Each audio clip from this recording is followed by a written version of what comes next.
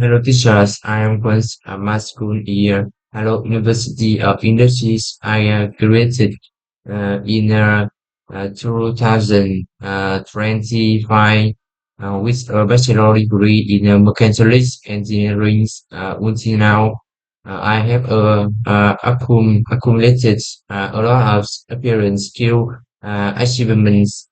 For example, I can use currently CAD software, SolidWorks, Microsoft Office, and a few programming language.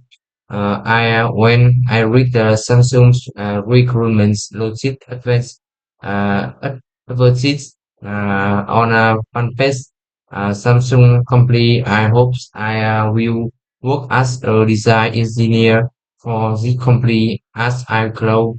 Samsung company has a fully digital automotive factories with a modern manufacturing system by robots. Moreover, this company has good uh, remove remuneration for employees.